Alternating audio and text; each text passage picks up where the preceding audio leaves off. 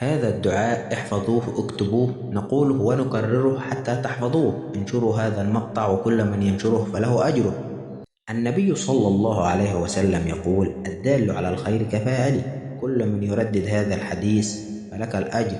إذا كان عليك دين مثل جبل أحد أداه الله عنك.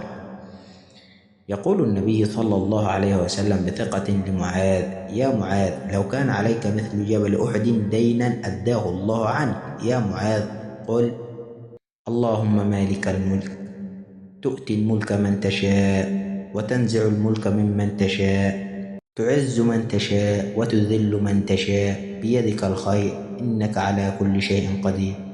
رحمن الدنيا والآخرة ورحيمهما، تعطيهما من تشاء وتمنع منهما من تشاء. ارحمني رحمة تغنني بهما عن رحمة من سواك.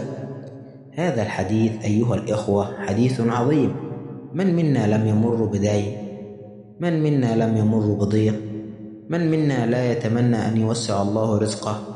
أسأل الله العظيم رب العرش العظيم أن يوسع علينا وعليكم وأن يقضي حاجتنا وحاجتكم، اللهم آمين. فعليكم بهذه السنة أيها الإخوة من سنن الحبيب صلى الله عليه وسلم.